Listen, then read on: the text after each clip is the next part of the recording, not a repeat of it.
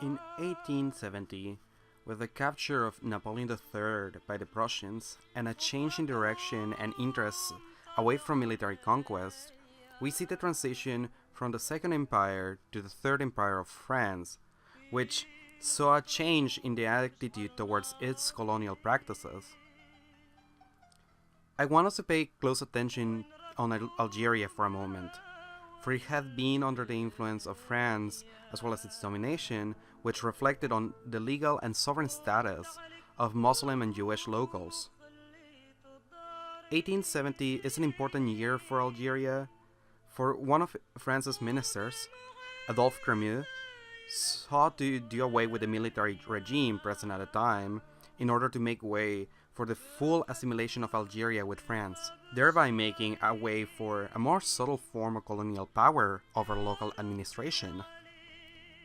With the implementation of the Crémieux decrees, we see that Algerian-Jewish folk get granted full French citizenship, but not so much Muslims. In their book, The Philosophy of Derrida, Liam Kavanagh and Mark Dooley are correct to begin their introduction by addressing the situation as it came to affect philosopher Jacques Derrida. In 1940, France gave way to the government of Marshal Philippe Pétain under the influence of the Nazi Party in Germany following France's defeat. This came to be known as the Vichy government, which overturned the claim to citizenship by Algerian Jews and which introduced segregation laws. Here I quote, "On the first day of school in 1942, 12-year-old Jacques Derrida was expelled from Lycée de Ben-Akonon near Elbiar in Algeria. All Jews were prohibited from working in the liberal professions, and Jewish children were expelled from elementary and secondary schools to meet segregationist quotas. The decision by the Vichy administration at once denied the Jewish community their right to citizenship and identity, while cynically unleashing the officially sanctioned anti-Semitism that followed. Towards the end of his life, in his last interview, Derrida revisited the event while contextualizing his family's place in Algerian society at the time. Here I quote, "A series of contingencies have made of me a French Jew from Algeria born in the generation before the War of Independence. I was part of an extraordinary transformation of French Judaism in Algeria. My great-grandparents were still very close to the Arabs in language and customs. At the end of the 19th century, in the years following the Crémieux decree of 1870, the next generation became more bourgeois. Then came my parents' generation, few intellectuals, mostly shopkeepers. Then came my generation, a majority of intellectuals, liberal professors, teaching, medicine, law, etc. It was with me, I'm hardly exaggerating, that mixed marriages began."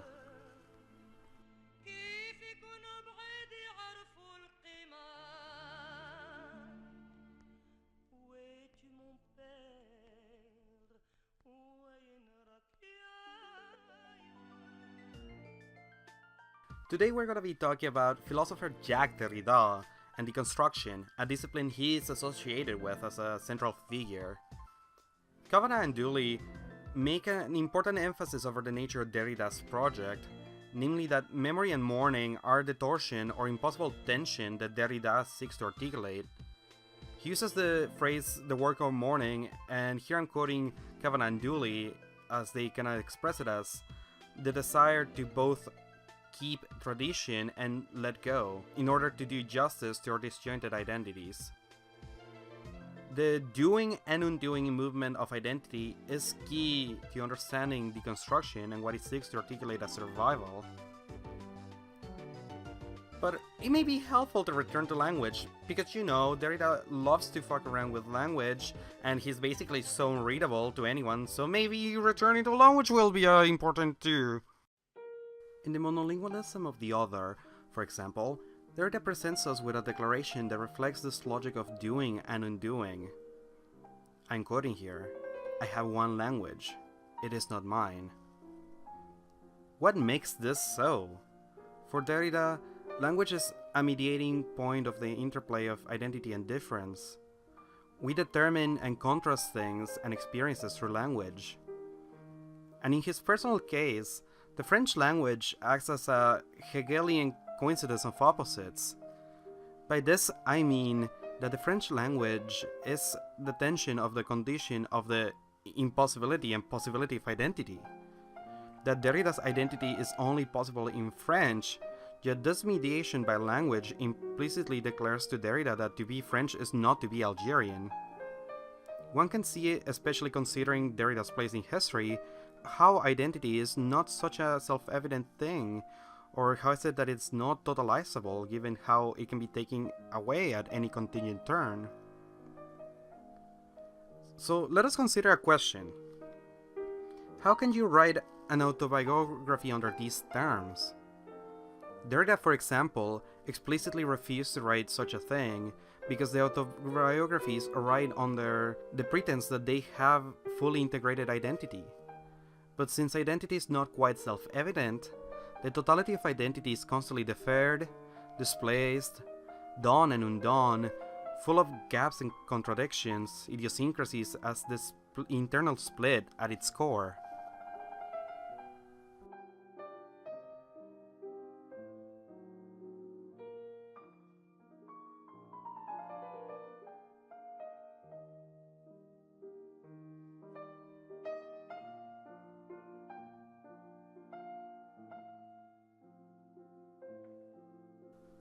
See, Derrida is a pretty deep dude.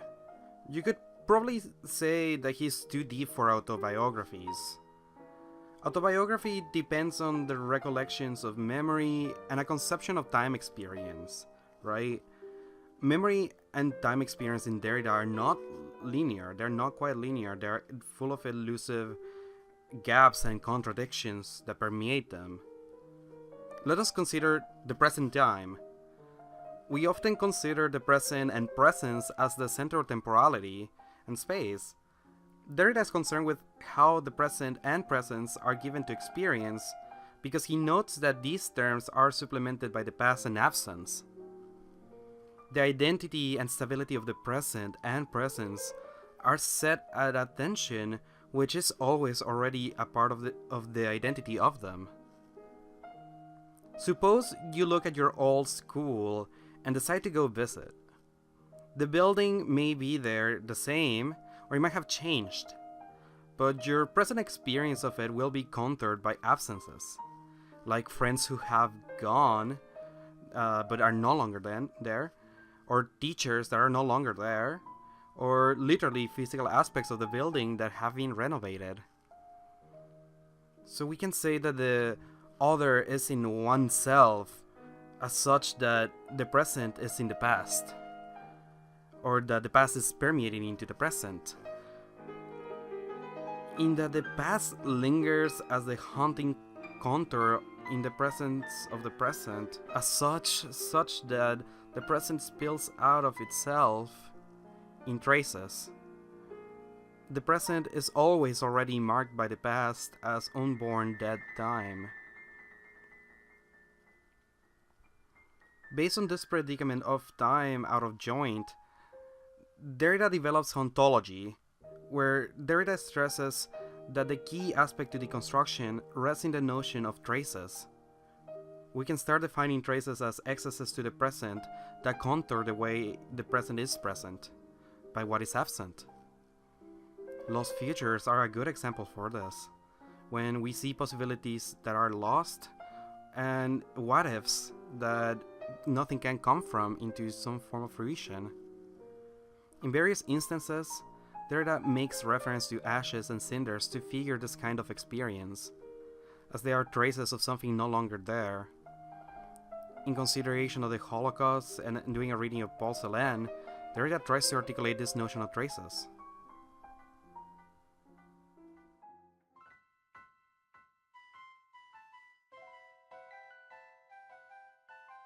At the core of Derrida's reading of Celan rests the mark of the man himself, Paul Celan, who imprinted himself upon the German language.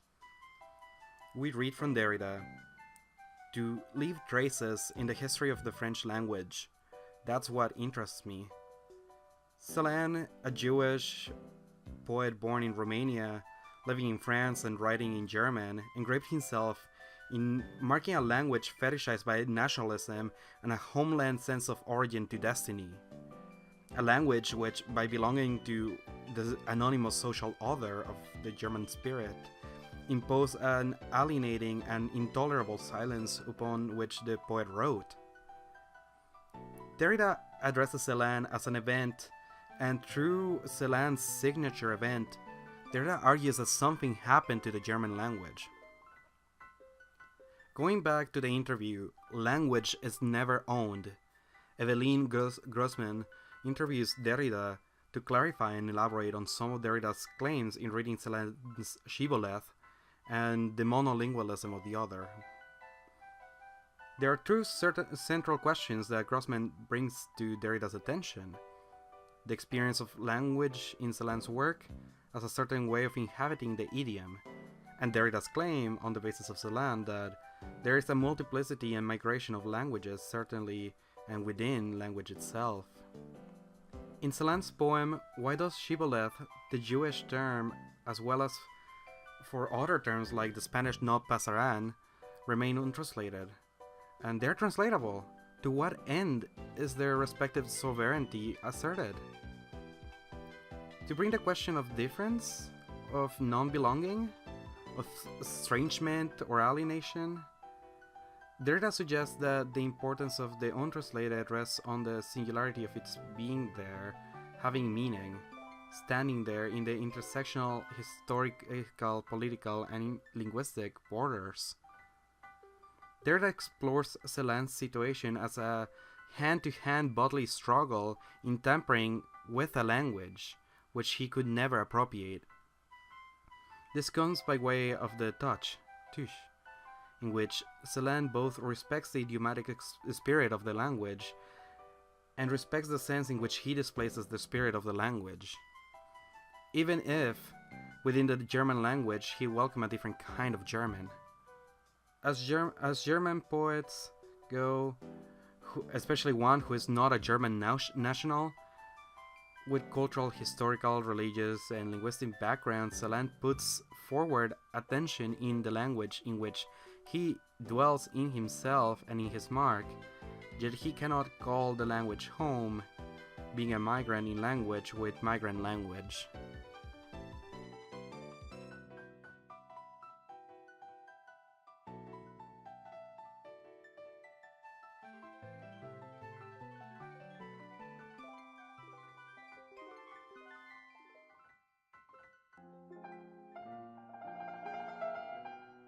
Here I'm quoting from Derrida's last interview.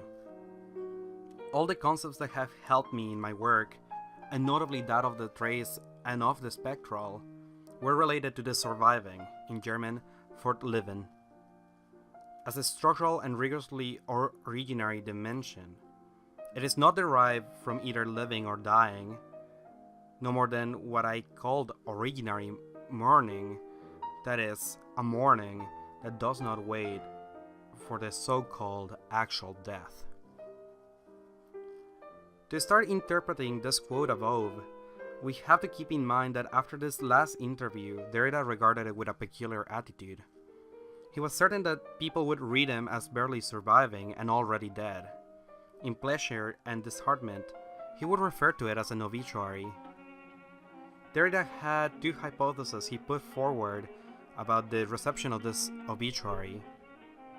He expressed this double feeling that on the one hand, one has not begun to read him, and that on the other hand, shortly after his death, there will be nothing left. Here I quote, "Nothing except what has been copyrighted and deposited. I swear to you, I believe sincerely and simultaneously in these two hypotheses. And we must note the use of the words copyrighted and deposited, because this pertains what we can start calling the archive and the economy of that archive. Because always at the back of the head of Derrida, he's concerned with the Gutenberg effect on having a legacy and in any trace whatsoever. This becomes a central issue in archive fever, where we may consider the archive takes place at the place of originary and structural breakdown of the said memory. As far as Derrida tells us of the archive and the secret, we can consider the case of Derrida talking about his friend Hélène Cixous in the opening of her archive. In one sense, a secret kept is always a secret lost. This is what happens in general in the places one calls library archives. In this way, we may reassert with the figure of the Gutenberg Revolution, which is perhaps relevant to Derrida's concern. Derrida makes a distinction within the notion of the archive between an archivable content of the past and the structure of the archivable content.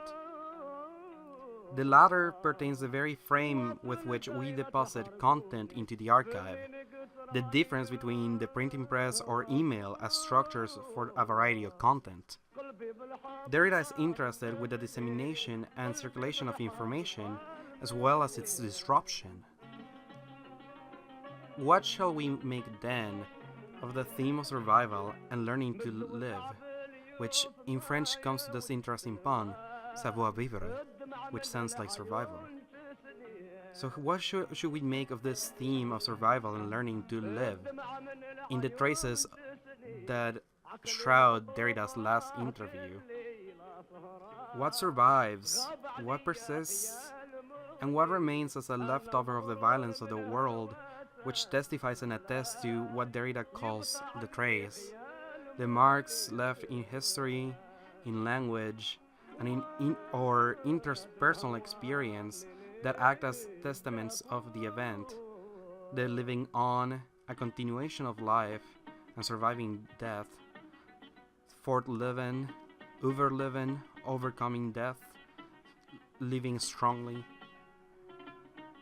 As Derrida puts in Aporias, and here I quote, survival structures every instant in a kind of irreducible torsion, the torsion of a retrospective anticipation that introduces the untimely moment and the posthumous in the most alive of the present living thing, the rear view mirror of a waiting for death, s'attendre la le mot, at every moment. It is around the secret that the rest of undecidability unfolds and structures itself around. That one is delivered with abysmal possibilities as one is handed down a message to pass along. As Derrida notes in quotations, citations, and parentheses of the spectral trace of our passing and that of others, to take responsibility for the name to which we are called upon to respond, this is the question. This concerns, and I quote here, the death of friends, both memory and testament.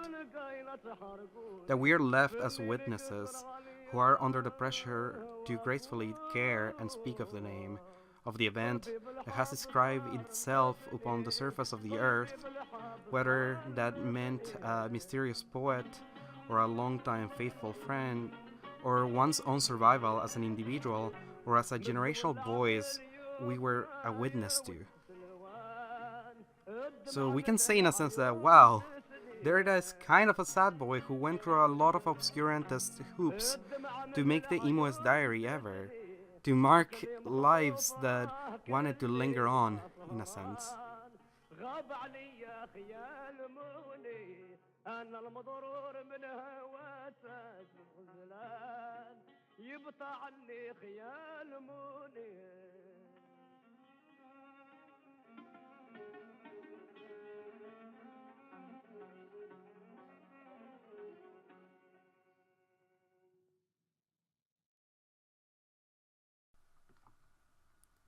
Towards this conclusion, I want to read another quote by Derrida, and this is again from the last interview. The trace I leave signifies to me at once my death, either to come or already come upon me, and the hope that this trace survives me. This is not a striving for immortality, it is something structural. I leave a piece of paper behind, I go away, and I die. It is impossible to escape this structure. It is the unchanging form of my life. Each time I let something go, each time some trace leaves me, proceeds from me, unable to be reappropriated, I live my death in writing. It is the ultimate test. One expropriates oneself without knowing exactly who is being entrusted with what is left behind, who is going to inherit, and how. Will there be any heirs? The question is more relevant today than ever before. It preoccupies me constantly. Deconstruction, at least for Derrida, is more than just looking at binaries in language and conceptual frameworks and undermining them. By bringing the margins into consideration, whether they are lost features, silenced voices, mementos, even the subtle unconscious touches that have reframed language at times, Derrida's work is more focused on the survival of an originary morning, the open wound of that life that anticipates its end, but without resolution as it is shrouded by undecidability. In reading Derrida, we must be careful to declare a definitive Derrida, as we may drown him in an archival dissemination of information that reduces him to pure abstract theory. Last May, I attended the 6th annual Derrida Today conference, and I just want to say a little bit, particularly about Derrida's own impact in people's lives. And this comes to be a controversial thing at times. Insofar as my own work there was concerned, it was curious to be exploring the question of Derrida's survival, like his survival through his own work, while being someone that never met him. I note this as in the conference I came across various acquaintances and colleagues of his that one of the central things that came from that experience was a certain degree of reminiscence and remembrance. Now, Derrida wasn't by all means a perfect soul. There's controversies about him, for instance, defending abuse or sexual assault, the same way that people are defending a Vital Ronel currently. And it's tough to see a figure to be expected to be always right, of course, but it's interesting at the same time how much he was concerned with this question of legacy while still making mistakes. In many respects, there was no good way for him to do anything. And he was not even giving a language to get a sense of himself that was workable, so he still worked around that. Now, we can linger on the fact that Derrida defended people like Paul the Man despite their loose involvement with Nazism or whatnot, and he defended other people from things that would be quite shone upon most of the time. And I think if there's anything that Derrida had to teach us, and which brings a little bit of light towards moments where we may think that this figure is very controversial, is that he didn't have much to work with, and at the same time he understood that he wouldn't have much to give at times.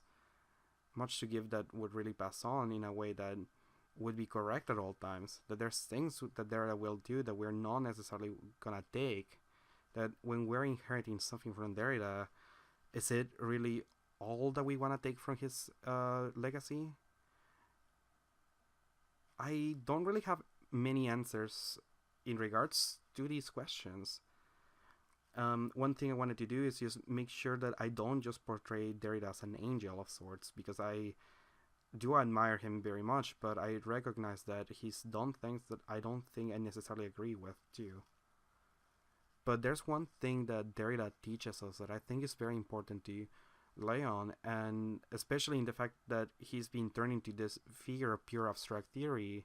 He's concerned with survival. He's concerned with what remains, what attests for the life that we are living, if at all, and how is it that it gets obscured or becomes a Facebook timeline, for example, today would terrify Derrida, in the sense that it's just moments of pure present, like vignettes passing by but with no connection together. And as a way of archiving life, it feels like there's many secrets to it that it is trying to cut off. It's trying to optimize a sort of theater of the self, whatever self there is. It's not willing to engage with a lot of inconsistencies at times. When we're looking at an archive, for example, and that's my concern with treating Derrida at all times, is this question of just treating him as this kind of ideal archival figure, which is a concern whenever the question of academia comes into play, that academia has a sort of economy to what makes its discourses relevant. Are we keeping Derrida to some extent in life support in order to maintain a certain sort of economy of deconstruction that the theorists will still get paid in the university because Derrida said enough that we still need people talking about him at all times, as if he were like a figure with always a concrete theoretical set to work with? Or how are we supposed to take Derrida if he's more than that? Which I think he Constantine announces himself to be more than that, the same way that when he's talking about his friends or colleagues or acquaintances or just about anyone almost, he seems to have a certain regard for what he's not able to see right in front of him. So in that regard, I want to leave this discussion of Derrida with undecidability at hand. I don't think there's any way in which a YouTube video will do justice to a life that is almost doing an autobiography, but not explicitly so. There is a reason, I think, why Derrida is so hard to read, and at times it comes down to the fact that how can you write in a language that doesn't feel like your own? How can you write in things that are not your own? How can you find your way around things that seem to constantly be stumbling blocks that don't give you much to work with? And I understand the frustration with reading Derrida, the same way that I definitely had a frustration with reading a lot of the figures I really like now. There are works by Derrida that are a little bit more clear-minded. I think oftentimes these works are also his later works, because I think he's done this stumbling around language enough to know how to do it a little bit better, or with more style, or a little bit more definite than before, just dealing with indeterminacies of a language that seemed like a foreign environment, or that treated him as a foreigner for that matter. It's this question that I kind of want to introduce Derrida to people with, because Derrida is someone that we should take not necessarily by this obscure language and edgy theory that presents itself to us, but that someone who kind of scrambled for something to pass on when it seemed to be the end.